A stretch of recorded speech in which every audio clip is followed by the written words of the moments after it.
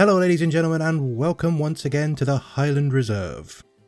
We're starting with a bit of catch up today. You see, I had planned to build a large, extravagant entrance building with a food court and a shopping area, which I did, and it looked awful, but that's not the reason you don't see it in this video.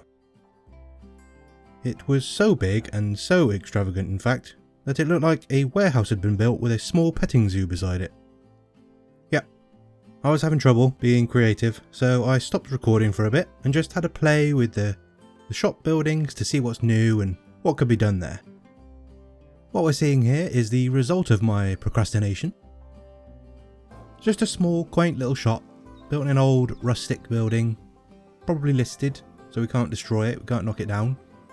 It's been refitted to be a nice little gift shop.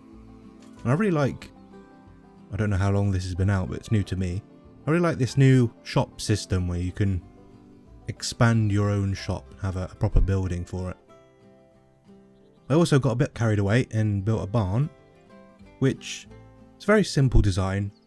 There's a few nice features, you know, little bits of detail, trim around the building. The doors are on sliders, the same as the shop. The shop has the automatic doors that open from the centre, which I got from, well, I built them myself, but I got the idea from Caesar Creates. He's a really good builder. So yeah, a bit disappointed that I forgot to record that, but you know, we live with our own mistakes. I just have to remember for next time. I also put a bit of work into the backstage, fleshing out the frequently driven roads to access all of the enclosures, all the fences, including a small additional staff building I added on at the end by the badger exhibit just to make sure that the keepers weren't having to run too far to get a rest, because I'm aware that there's only one real access to the staff area at the moment, and that's around the front by the pigs, which is not ideal for the whole zoo. I also don't want to have staff paths running all the way around the outside or through wild areas, or, you know, just ruining the scenery. Over here at the donkey enclosure, you'll see that I have removed the guest path.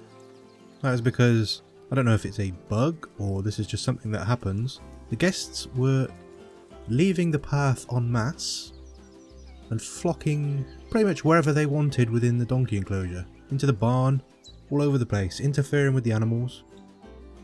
And no matter what I did, what barriers I put down or what restrictions I put, they would just do what they wanted. So they lost privileges, and I turned where the entrances used to be into little viewing windows.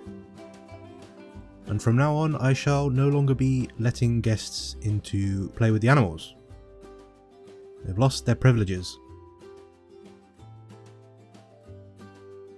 It's a bit of a shorter episode today for a couple of reasons. Firstly, due to the nature of where we are and the zoo that we're trying to create. Sometimes you need to put in the hard yards before you're able to go all out with the fun stuff. So it's another flat farm enclosure. Secondly, of course, silly old me went and did all the building without recording, didn't he? Yes, well, let's talk about the building, shall we? It is a relatively simple structure, as I said. I want it to act as the staff area for the entrance as well. We don't really have much of an entrance to speak of yet, so the staff are a little bit spoiled. But the idea is to increase our facilities a bit, so hopefully it will allow us to expand without having to pay for more. The barn itself is far too big for the goats. We were all thinking it's okay.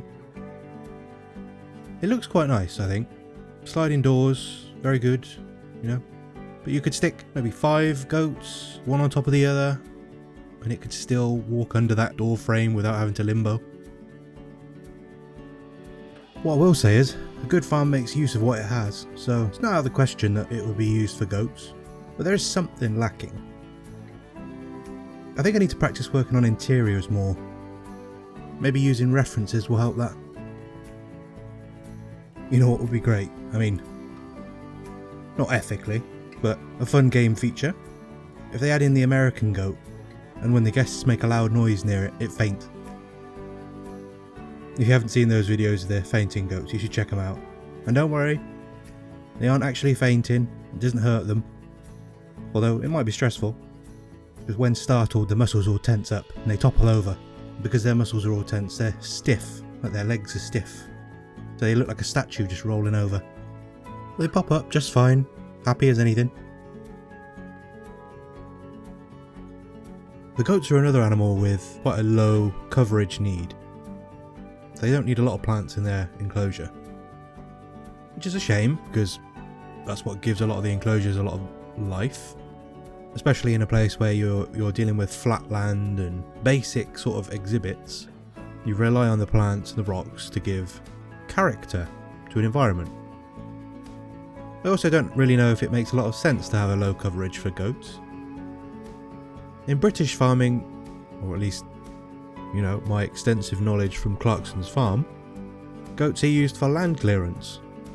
You put them in an enclosure with brambles and thick bushes and high grass, weeds. The goats will chew through everything. I suppose you could say, if you did put plants in there, they're going to destroy them. But that doesn't mean that they necessarily want a low coverage. I did consider putting in some sort of rock formation that would act as a bit of a climbing frame for them, especially as they are alpine goats. I think having that in the middle of a flat paddock, it just kind of looks a bit out of place. Unless you've got a nice way to work it into the scenery, it always comes across a bit artificial. So maybe in the future, when we have a proper zoo that we can invest money in and fulfill some of our artistic dreams, we'll introduce some goats, maybe some of the descendants of the ones that we've got here, and give them more of an alpine enclosure. Well, that really was a quick episode. We're at that point now where I leave and you get to see some real-time shots, hopefully nice scenic shots. I don't know why I'm saying hopefully, I made it. If you watch this, thank you very much. I'm enjoying putting these together, it's a new challenge. So, thank you for watching, and I will see you next week.